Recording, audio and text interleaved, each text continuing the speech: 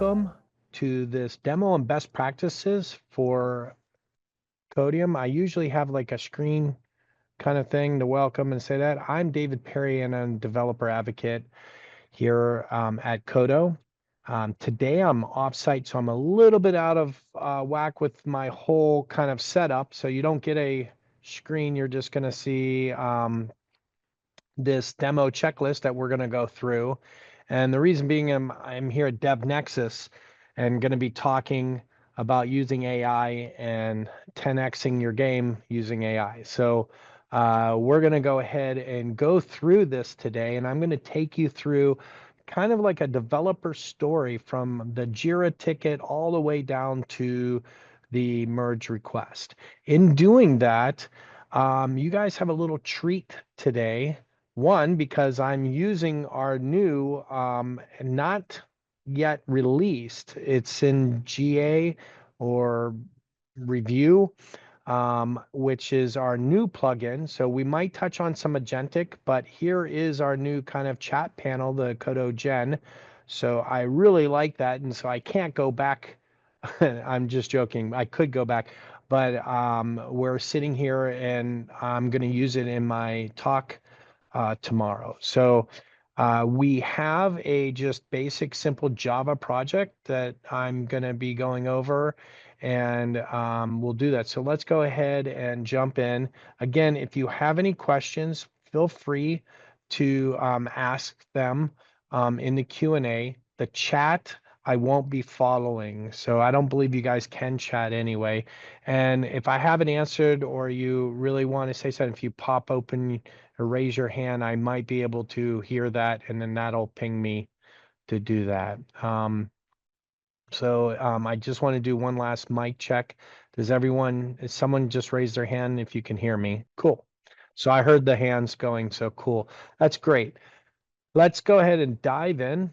And so the first thing is, let's look at our Jira ticket. And why am I looking at this Jira ticket?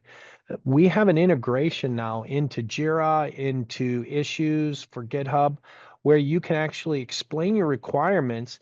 And this is pertinent when it comes to actually going in and doing the code review. So I can actually copy this Jira link and put it in there and put it, and which we'll do.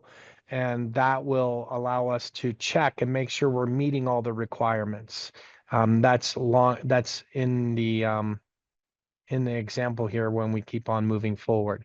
So that's what I wanted to review, is that. And so again, let's just look at that, what we're supposed to do. So we're going to create unit tests for this command flags. So we found that we don't have any unit tests for command flags class. We also want to implement the scrubber interface for the log cleaner and the data sanitizer. So this application is a simple application that goes out and makes some joke using the Chuck Norris website URL and getting that back, and then calling the AI engine to create a joke. So we're even using AI in this project. And so let's go ahead and make sure we stay on point here. I'm going to open this up again. It's just part of the IDE that you have to keep on opening it if you go to another link. But our first one right here is Qodo Gen. We're just going to do the simple ask. So I'm going to say, how do you run this project? Now, the key thing to this is this project itself, if you don't give the AI anything, it has no context. So I'm going to go ahead and click on the context and say file or folders and say the full project, because I don't know how large the project is or what is in the project. So I'm just going to go all out and give it the full context. Now, what happens is behind the scenes, we're ragging. And I'm going to give you, before we run that, I'm going to give you a quick little insight to this. This is like behind the scenes kind of stuff. You're going to see here that here's the indexing. So when I say index, this is local. So we're not putting it up on the server or storing your data. We're actually going and sending it to the zero retention AI model, asking, give us back our embeddings. and we're storing those so that we can have a better understanding with your question that's in the context of your application. So now that we have that little bit of understanding and we have our context, and you guys saw that, I'm just going to say, how do you run this project? And going to put that in. And yep, there we go. So this is our first thing. So think of onboarding. So I have little categories here. If you look, this is dealing with onboarding. This is telling me not only about running it and getting up to speed, but it even starts explaining it. So it's saying like, look, here you can go into your IDE, find the command line as your main class, add the command line arguments for the output joke to run the configuration, and then run this app, and you can type quit. Or I could just alternatively use it because it's using Gradle. It's also telling me about the open API key that I need because that's what we're doing. And then it even tells me with the different flags. So think about this. And here's all the things it referenced using that RAG to help augment calling to the Claude 3.5 Sonnet. That's what I picked to answer that question for me. So the speed of your new developer, or even you as a seasoned developer, to come into a project and be fresh, not know about it, and maybe you kind of know some of the things, you might have some kind of best practices that you guys are already doing, but still really getting a good in-depth there. So I can come here and go to this run configuration, and if I wanted to, I would have followed it, and you can see here's the flags and the commands that I have set up. So I'm going to go ahead and run this. And simply, this is all that's doing is it's going to run a terminal and ask me to put in a name. So I can just put in David for the sake of myself.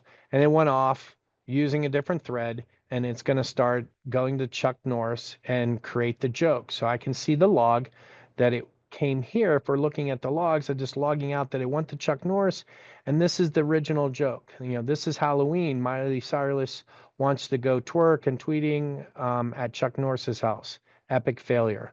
So we're going to replace that with, it would say David instead. So as the joke is, when this is done, that's the simplicity of this, that it will go off to the model and create that joke using that and saying, hey, make it in the voice of George Carlin. And that's all of this going on. So went through that, we know that, and we're like, okay, part of our JIRA requirements is to implement those two log cleaners. So for the sake of this demo, you know, obviously you wouldn't do the same code in two different places, but it works really well to split this up to see that we do not have the scrub or the actual where is it? The data sanitizer. Both of these do it. So think of the data sanitizer as the one that we're going to return back to the user, the joke, and put it in the file. And the other one is if you were going to put it into a log file and you want to scrub out any swear words. So we don't have anything implemented right now. That's part of our requirements to do that. So as we're diving deep into this, we're going to say, okay, we ask, how do you run this project? And then we can say, explain this project more. So this is how you run it, and we want to really see, okay, how do I get into this or understand it? I can remove this and do a new prompt or a new window, and not focus. I will just do the whole project again. So here I'm in the full project, and I'm going to say explain this project. So I went ahead and explained a little bit to you for the demo's sake, but again, we can use AI and have AI really break down understanding what we're doing. So remember, I told you we were going out to the Chuck Norris website, and then we're going to use it in the voice of George Carlin. And if you look here, that it really tells you, it fetches the Chuck Norris jokes, it filters out inappropriate language using the content scrubber. Well, it actually doesn't do that as part of what we need to do. So again, you're still in the driver's seat here. It sees it and it thinks it's doing that because it sees the scrub and does that context. So, and it sees the interfaces. So again, Nothing is in the world of AI is 100% perfect, but we really get up to speed here on how or what this project is. We know about the command flags and what it's leveraging for a project. So, and language is agnostic. It could be JavaScript, it could be your Python project, or whatever other project. I'm going to pause here for a minute and make sure I don't have any questions. Okay, great. Again, feel free to ask if you have any. So now that I have that and I understand the project now, I can go in and say, okay, well, what was one of the requirements we were supposed to do? We were supposed to, if we look here again, going back, we need to create unit test the command flags. So I don't know about command flags that well. So let me, and I apologize for I don't apologize, it's just the way it is, for the IDE where I have to open it up again because I don't want to share many windows. Actually, I'll just go here. I'll keep that one open and I'll share down the road. Let's go here and you'll see this. So I'm going to want to explain more in depth that project. So I can come here and see that is not the right one. Give me 1 second. I'm trying to get the other browser open. Oh, so you guys see, yeah, here's the requirements. So we want to see, the command flags. So I want to know more in depth about command flags because that's part of my requirements that I got. So I can come here and focus in on this. So you see that I'm focused. I can remove from my context. So I can delete the whole project because I want to be more concise. So part of the best practices you'll see here, the 1 and 2, is you want to provide context and use previous conversations. We'll talk about that, but we want to be very focused when we can. So we got this, high level understanding how to run the project, understanding what the project's doing, and now we want to dive deeper in and be very specific. So I'm going to now go into one of our commands using the command flags, and I'm just going to simply say explain. Now this is going to explain the command flags in a lot more detail for me. This is just an demo. Depending on your level, you might be able to just look at this code and say, man, this is what it does. Why are you saying to use this, Dave?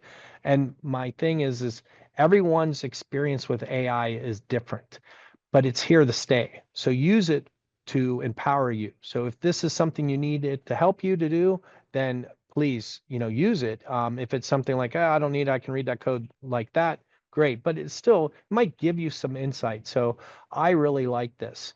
It talks about the inputs, the string array and command lines and flag names. They start with a dash.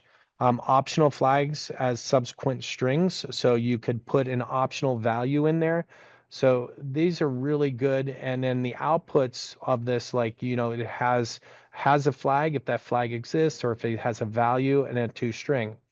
So I can know on the reference too here that it only referenced that command flags. So that is a huge, winner for me if you're coming in, especially into this project. Now, if you'll see here, I kept in the context where I said, how do you, explain this whole project?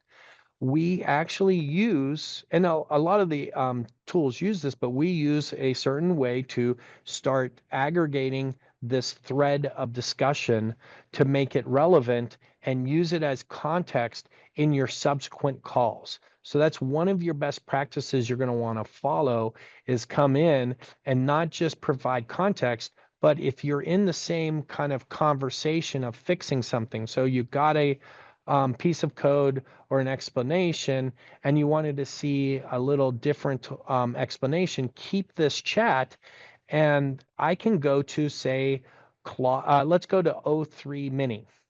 So as you can see, we have many different models you can pick from too. So O3 Mini, I can go to that and now say explain.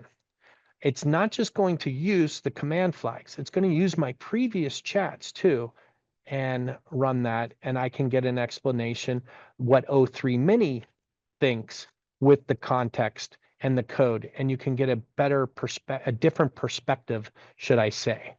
So now I have like, actually think of it like two people, but essentially two AIs. I don't want to call AI a person. And that's what it gave me for its output. Cool. Let me make sure that, yep, did not get any questions yet. And here's the output. Remember, I ran that and you're like, wow, is it still running, Dave? I'm going to quit it now. I'm going to put in the queue for quit. And it said goodbye, but here's the joke. But it's quite long because it's in the, there's the original joke.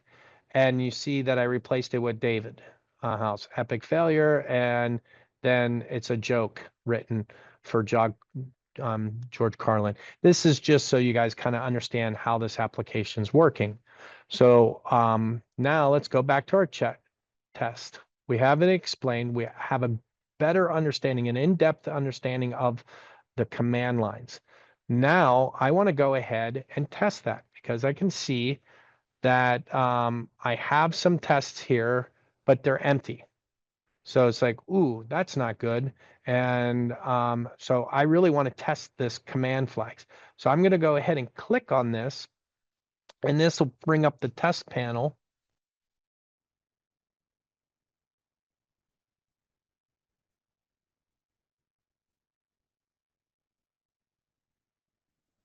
And this is in our current product, the test panel. We've had this. This is one of the things that I've joined and made, what really convinced me as a leader in at my company before I joined Qodo to use this was all of these tests. So we're using Spock Groovy tests, but depending on your language, you can pick whatever testing framework. So this is Java, and so these are the different frameworks. If you're using JavaScript, you could use Mocha, you could use, oh, now it's just eluding me, Jest.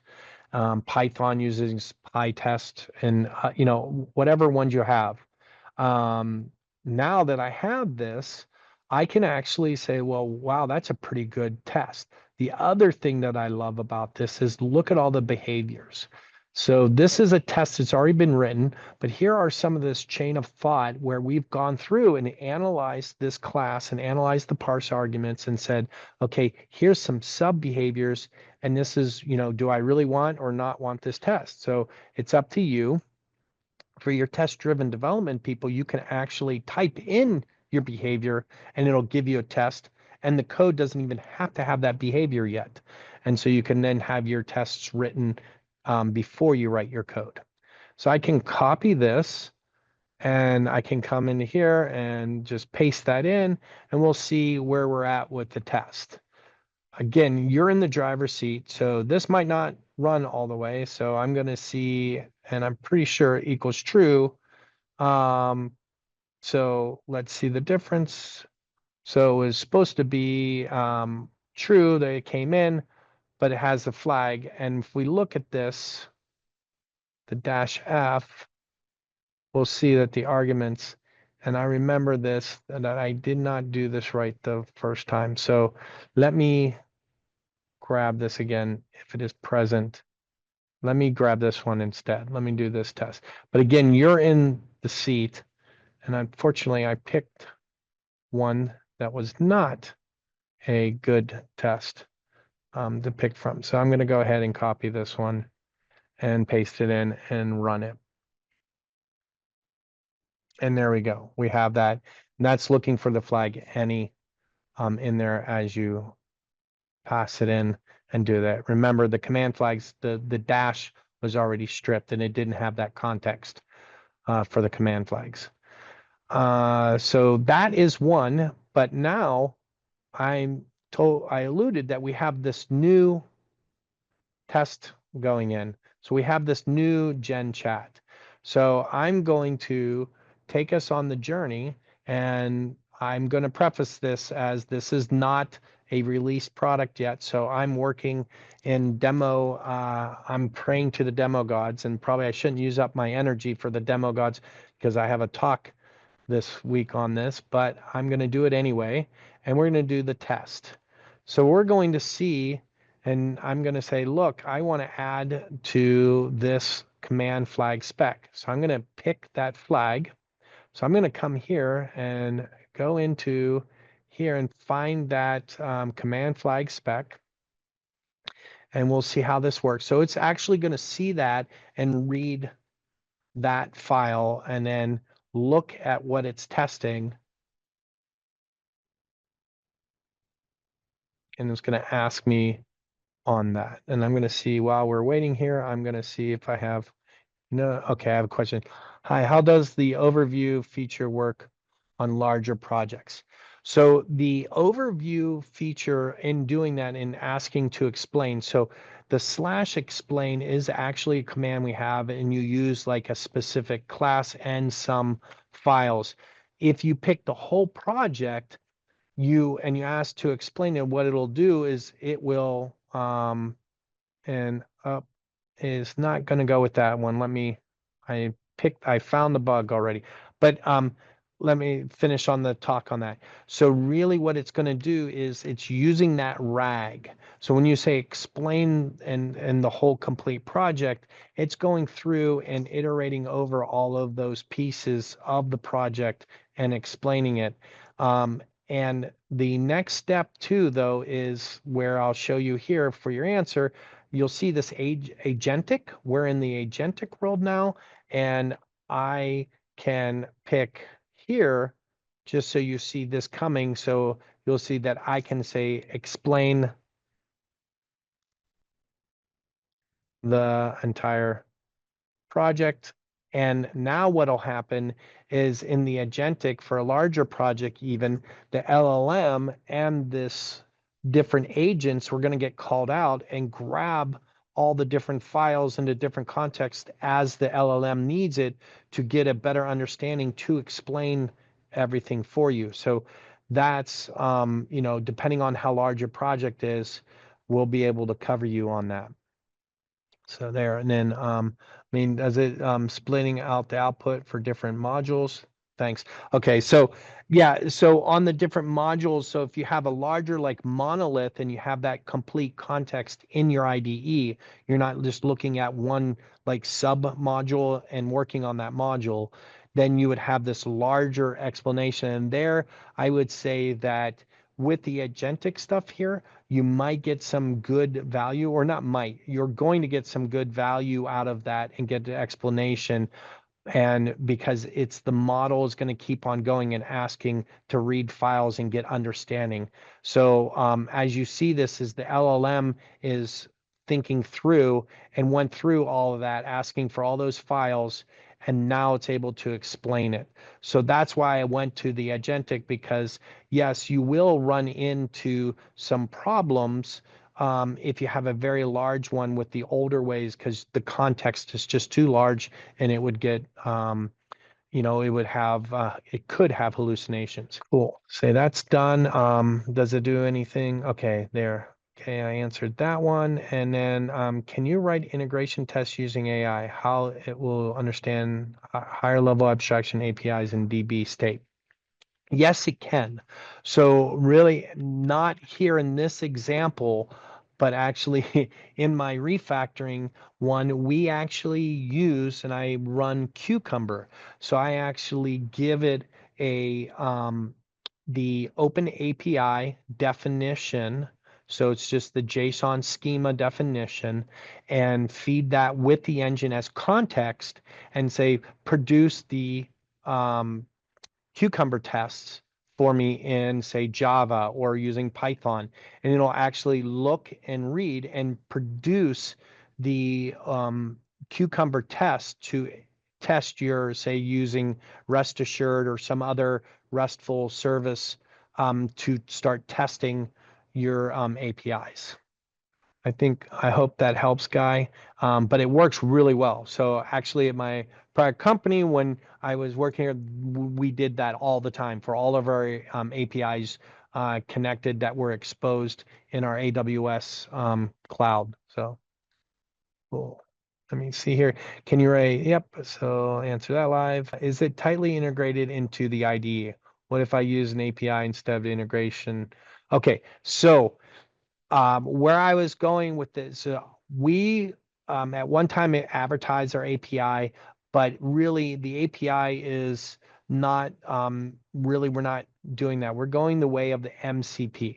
So I will explain that. I don't know if you guys know about MCP yet, but I'm going to go ahead and show you. So here's this is our agentic mode. When we say agents, here's our different agents registered.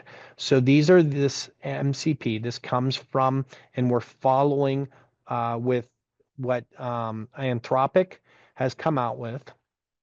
And if you look here, I have implemented one here, the Spring MCP Weather. It's just an example, but here's our tools that we have out of the box, like get and fetch and LSP and file system, and we're coming out with more. So when we go live and go production, we'll have a lot more, but you can actually add your own agents. So you can actually have locally on your own agents. So now that's the way you would make yourself usable in our Qodo Gen by putting your own agent in there and letting the LLM decide to ask for you or talk to you, or, you know, as your tools, or registering your tools with the LLM so it can call to you. Krishan, I hope that answered your question. Thanks. Cool. My pleasure. Let me see. Now, so I hope that helped out everyone. Really excited with the agentic mode. If you can't tell, I've been using it and it's just really hard to go back. And now we have our command flags. So this is our test. We've had our command flags, and let me see where we're at. So we looked at the requirements, we looked at the onboarding, we talked about that, we did explain, we did our test suite, creating the suites. Now run, so we're gonna run the current test. So what I have here, if you look, I have one scrubber spec, because if you remember, the requirements are the same. We have to scrub out the swear words. We want them to work the same. We're just calling them differently because one's going to do for logging and one's going to do the return. So in my testing, I have an abstract, all the tests that are abstract, and then I load the data sanitizer or the log cleaner, and they just extend it. So it's just going to say, hey, I'm the log cleaner. That's the one you should be testing. And the data sanitizer, hey, I'm the data sanitizer. If we run these tests right now, so if I run the data sanitizer one, you'll see that we get a couple only because it's testing out, you know, is this a clean joke? And it's just returning back the string. So it's going to obviously going to match and say, yeah, it is a clean joke, but it really doesn't scrub any of that. Now we have these other tests that are failing, so we need to make those tests pass. The same with the log spec cleaner. So we have to go ahead and run that, and that's the same way. They're both returning, those classes are both returning just empty strings, you know, the joke. So it's going to do that. So we have that, we've run that. So we've run the TDDs. We now know that there's a lot of work we need to do. So let's go ahead and get to it and start working. So we're going to implement first the log cleaner, and then we're going to implement the actual data sanitizer. Now, one of the things we have is a best practices file. This best practices file allows us to actually give instructions to the AI. So when we go out, and it's a simple markdown file, so you don't have to include this in the context. If you have the file, we actually look for it, and in the prompt, when I'm typing here and asking something in this window, we will actually go ahead and grab this file and add it and say, not only here's the question, here's your context of files, but follow these practices. And we just take everything that's in this file and actually pass it on through. So that's really nice, because you can see I'm saying use the declarative style when providing implementation and doing that. So if this works properly, a lot of times I'll have to shut it down and restart it, because I'm going to remove the best practices file after I do one, and it should give us something more imperative versus declarative, because imperative has been around for almost 30 years. We're almost at 30 years of Java. So we have 30 years of an LLM being trained more on imperative versus declarative style. And so thinking, declarative, more functional style. I'm going to go ahead and we did our command flags. We wrote some tests and we did that. Now I'm going to go and write my code. So the first one is in the implement for the log cleaner. So I'm going to bring the log cleaner into view that you can see it. And we could use agentic here, but I'm going to go back to our standard one right now and select the focus of the actual this file. Hold up. So should have focused on it. Just give me a second. Remember, I'm using a beta here. Let me close out of the best practices. Files or folder. There's the log cleaner. So I should just have that. This is what I get for using a beta, but there we go. We'll grab the lines. And now I'm going to paste that in. So I'm going to implement the scrub requirements from the Java doc of the scrubber. Oh, I almost forgot that. I'm glad I had that and I didn't even follow that. So I'm going to look at the scrubber interface. So this is the other one. I have the scrubber in the context, and I'm going to go ahead and give focus to the log cleaner. And I'm going to ask it to implement in the log cleaner. While I have context, I've added the actual scrubber. Now I can also go here and go to the scrubber and right click and go to Qodo Gen and say add snippet as a chat context. So there's many ways of adding that. So I actually have 7 through 19 in there and I have the scrubber. I can remove the scrubber or the log cleaner. Any of them will work. And now I have this. So now I have this file, and that's where I'm going to say, let's implement this. So I've not given any more commands except giving context. And I did it in a little roundabout way. Apologize for that. Again, like I'm at this talk, but we're now going to start writing this log cleaner. And some of this I'm going to take, and then if you see, we open up another file. There is some changes that we're still working on, but this would allow you to compare this with the existing log cleaner that will take place. So I have everything here, and this is really what I want. This is the meat and potatoes of it, should I say. So I can just copy that. And I can even just delete this or remove that and just put it right here. So when that comes fully flushed out, it'll actually just insert it in. And there we go with that. And so you can see this is more of our declarative style, and it's grabbing and it's going to do replace all, or imperative, sorry. This is doing the imperative. And we have all of that going. So let me go ahead and run this. See if I can't get this to close. I'm going to run my tests. So here's the log cleaner, and let's run that, and we'll see that we have all of our tests passing. So we have that all passing, and then we can go ahead and let's just do the declarative. For the sake of time, I'm not going to go ahead and remove that file and get into there. I'm just going to go ahead and do the actual data sanitizer and show you that again. I'm just going to grab it here.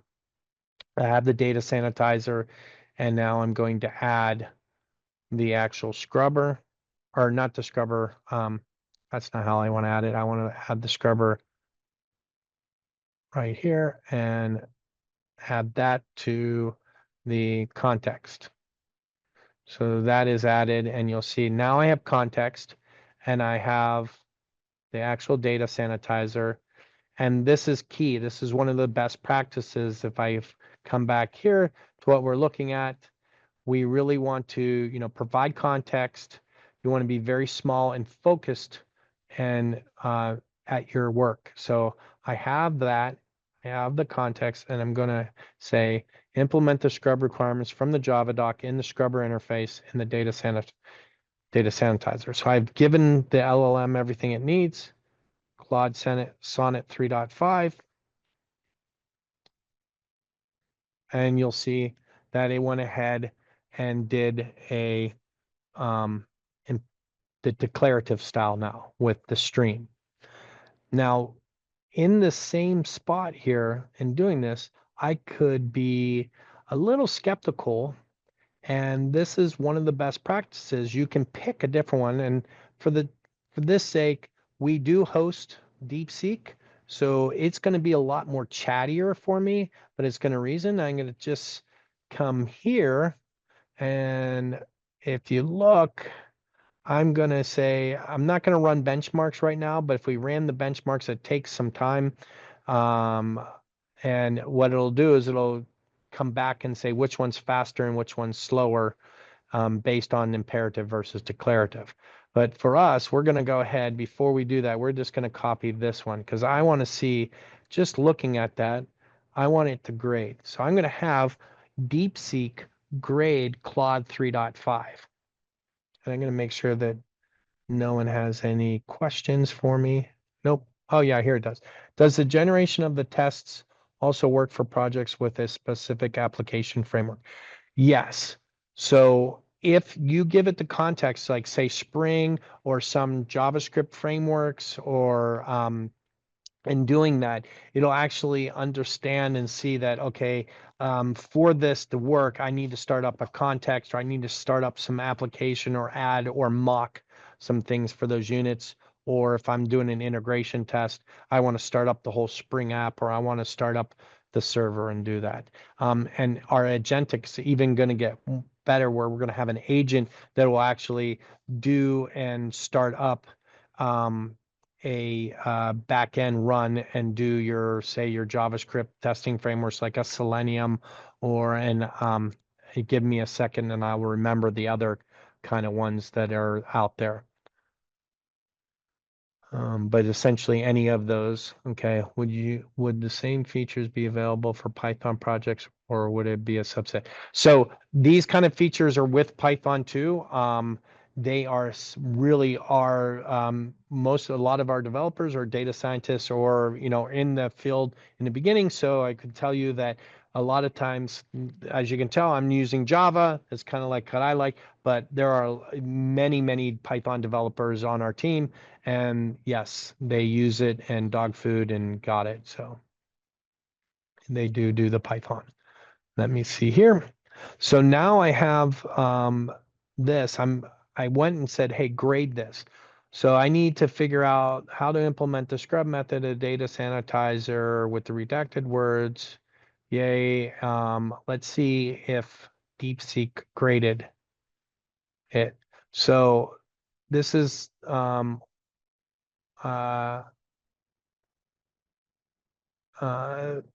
explanation. So it graded this as an A+. This implementation fulfills all the requirements specified in the Java doc, handles edge cases and all that. So actually DeepSeek graded the prior solution, so graded this and said, hey, this is an A+. So I'm just going to use that. So this is one way that I say you can kind of have the two models battle each other, and we give you that benefit to do that in here. So let's go ahead and implement that in and run our unit tests that we have. So I'm going to go to the data sanitizer and run that. And you'll see that everything is passing. So now that we know that the data sanitizer has got an A+, for this, because we're hitting on a certain amount, I'm going to run, though, this integration test here, the Groovy, the benchmark. So benchmark is going to run this benchmarking runner, and this is just something for Java, and it's a lot of tools that it's going to do this, and people will get on me like average time. It is not the best. This is more just for, a sake of, please go ahead and stay in the driver's seat and not only look at what you're getting back from AI models, but one of the best practices is keep on using the tools that you've always used. So in the past, so if you have a architectural requirement or a requirement to be a certain level of benchmarking and have to be so as fast or faster, and you have those requirements, please go ahead and capture those and do that. Now, I will say what's really exciting is in the agentic part. Just think of this. If we're not doing it, you have the power to be agentic and register one of your tools and saying, hey, I'm a benchmarker. So anytime you write new code, you need to give it to me because it should be benchmarked. And you can then run your benchmarking and do that. So it's a very exciting time in this world. So it's now running those tests. So as it's doing that, we're going to go back. So I went here and I judged the models, and I have the data sanitizer, and I know that one is better because DeepSeek says it was, but we're not sure. So we're running the model to make sure it's going to be tested, because really, imperative a lot of times is faster than declarative. It's just cleaner or more readable. So depending on your project. So now that I have these two, the log cleaner and the data sanitizer, I want to see if I can refactor any of this. So I have focus on that, and I'm going to remove the context out of there just because I have this code, and I'm going to pick Claude 3.7, and I'm just going to say, where is this? The refactor. And let me go back to make sure I stay on point. And then just say refactor. So I'm just going to go ahead and ask it to refactor this guy. So I'm going to say refactor, and we'll see what Claude 3.7 does with the context that I gave it. So you'll see that we've popped up a new file. And what I like about this, once we get the compare done, it'll even work better, like where you'll be able to compare against the actual file. But this kind of intransient file here, we can actually copy this and say, oh, that looks better. And it's grabbed the swear words. So we can come here and run that and add it on there to do the stream and do the reduce. So we can come here, and I believe I'm going to get those swear words. Let's see if that hits. Yeah. So, and then the redacted words. So it just came through, and now save that. Now that's going to mess up this benchmark that I put that in there, or possibly because it's running. It should be compiling right now and running it anyway. So I'll let that keep on running and see where we get on our thing there. And now that I have this, and say we refactored all of this, I'm going to go ahead and commit this. So this is the last kind of part of our story. I went ahead and we did our requirements. So if we go back to my file, let me see here, to my file, we need to create the unit test for the command flags, implement the scrubber and the log cleaner, and then implement the evil joke. But for the sake of time, we're not implementing that. So everyone, I'm sure you've been into that kind of thing and you forget to do something or you didn't do it. This is part of the talk. So let's act like, oh, we think we did the evil joke or we just forgot about it. So this is going to be, now I'm going to create the merge request. So first I'm going to check in to my prod demo branch. I'm going to get and commit this. So I'm going to commit this directory and say, okay, here's the changes. I'm not going to change the doc, not the checklist either. And I'm going to say implemented the code. Why am I just doing implementing the code? Now, I don't really need to come up with different examples. I could actually just go and say, oh, implement the code, save that. And the reason being is when I push this, my actual, when I do the PR, the description and all of that will be done by AI for us. So if we look here, I can go ahead and say, hey, I want to create this kind of merge request. So I can, or this pull request. So I'm going to go ahead and say, hey, I want the prod demo in there. And I'll come into this window to make it a little bit bigger. We should be able to do this refresh and see. So we're going to create this pull request. So when I do this, I'm not going to worry about that, like I said, that title or anything, because I have set Qodo merge, which is our tool, to rename this for me. If I make sure it's set up correctly, just give it a second and it will. There we go. So if you see here, automatically, I didn't type anything and I didn't change anything.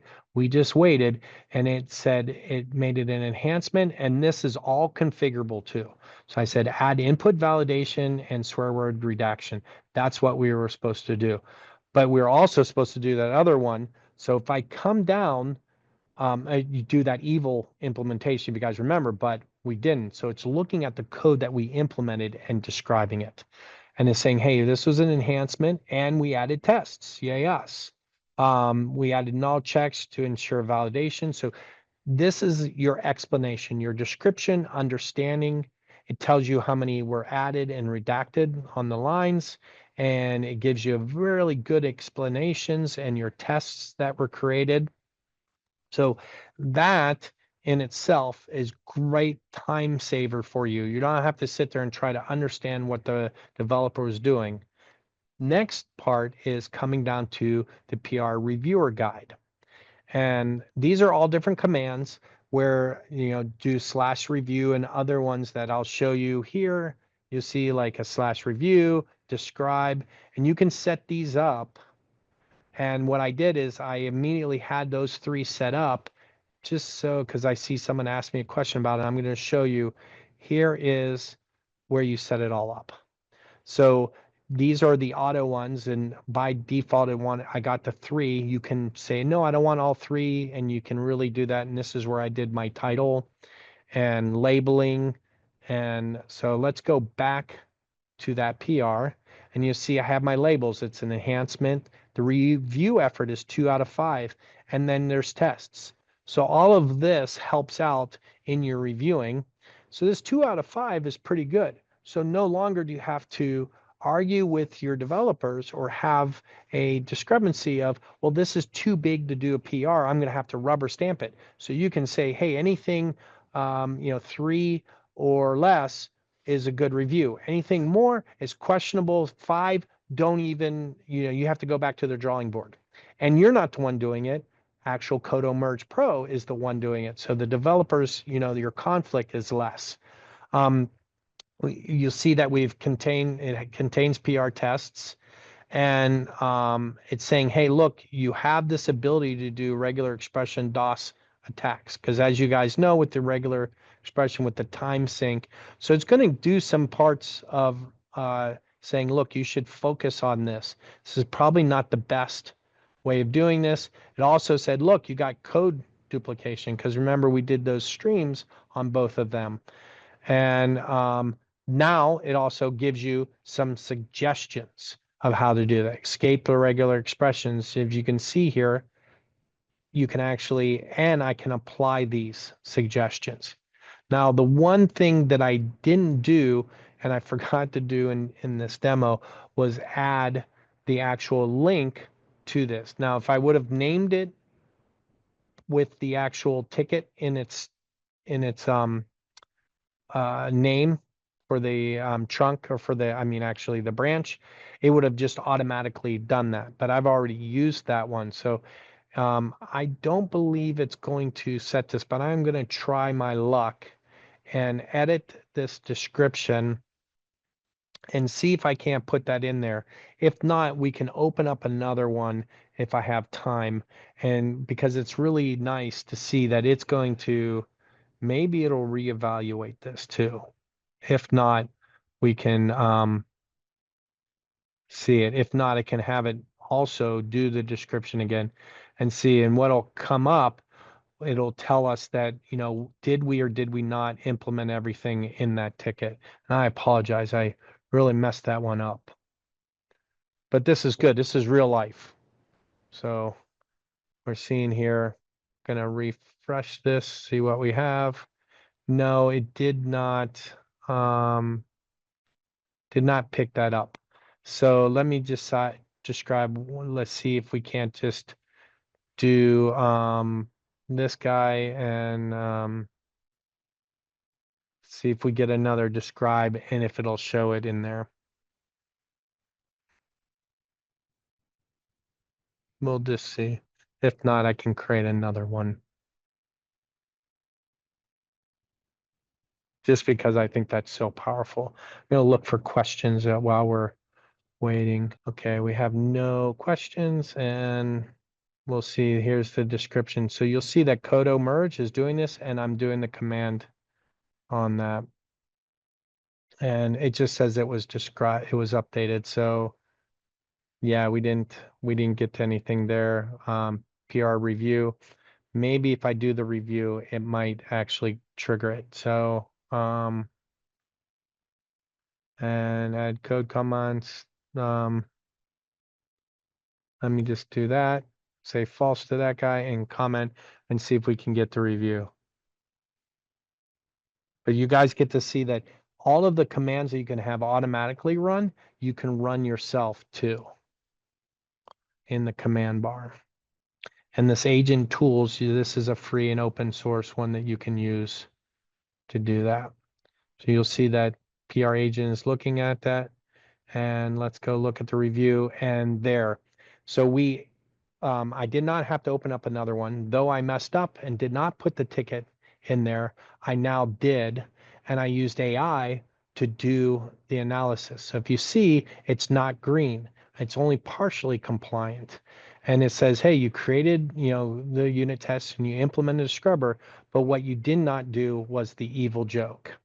So it's saying, hey, you need human verification. So I don't know how many of you guys always look at the requirements and make sure that the developer in the first place who's doing the commit actually implemented all the requirements. Well, now you have that check to do that.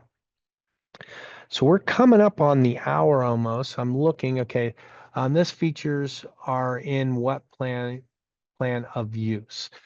I can go and do this and show you really quick. I hope I can get it really quick. Let's see, the Qodo AI. If I go to the docs and I go to Qodo merge, there's this table. And if you look at the table, and I'm assuming you're saying the features and plan of use, is here's the features of, depending on GitHub or GitLab or Bitbucket or Azure DevOps, what is implemented and what isn't implemented. And if it has the blue diamond, that is only for the pro version. So the rest of them are, if you supply you can use PR agent and supply your own API key and run it yourself. That's our open source one. But if you want all of the Qodo merge features, you would pay for that Qodo plan and get all these features for it and all the checkboxes too. Let me see. I answered that and done. Okay. Does Qodo merge work for all coding languages? So I'm being an engineer in heart and being there. I don't know that we've tested it on every possible language, but I would say that you can set up different LLMs for it.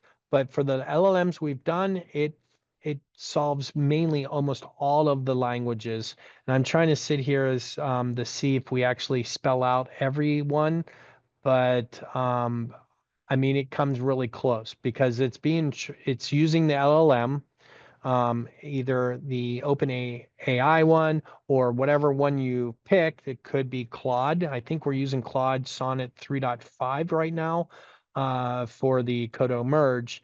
And so those languages and those models are trained on those different languages. So if you have a specific one, Nathan, I can go find out for you. And I know it should be here. So here I can say, this is kind of neat too. I get to use this. So we've gone and ragged and use AI. So say, does Qodo merge work with PHP, JavaScript, and Go? I know that it does, but I'm just showing you here. So those, yes, it does, and it will analyze those and suggest. But this is a pretty new feature for us that we just implemented. So I'm going to say done there and answer that live and done. And you'll see Qodo Merge leverages top code models like Claude 3.5, like I was talking about, and doing it. However, we specialized commands require analyze. Okay. The Qodo Merge currently supports more limited set of languages, Python, Java, C++, and C Sharp. And here is the supported languages. So we'll go there. So yes, so for specialized commands. So certain specialized commands, the languages won't be used. So Nathan, on your Go, some of it might not be covered. Probably like giving you some of the test. If you wanted to do a test, it probably is not going to hit on that. But the rest of them are there and can do that. So that are very specific languages. I hope that answered your question. Cool. And if you have that, please feel free. I think you can see this. Go to the Qodo merge docs Qodo.ai / AI underscore search, or just click on when you get there the AI doc search, and it is a AI powered search for all documentation. And do I have any more questions? Well, since we have no more questions, that is today's demonstration. Okay, wait a minute. Our backend is developed in Node.js and need unit test coverage with this. Yes, Darren, we can do that. We have a product called Qodo Cover that is being worked on, and it does support JavaScript now. It's still in preview mode. So I believe you have to bring your own API key to run it right now. But if you want to contact us, we can work with you. Go ahead to Qodo.ai and contact us, and we can set up some stuff for you to help you get Qodo Cover to go to generate that first set of tests on your JavaScript project, and then from there can start using Qodo Gen in your everyday development to write your unit tests as you're writing your code. So it'll give you a leg up. Cool.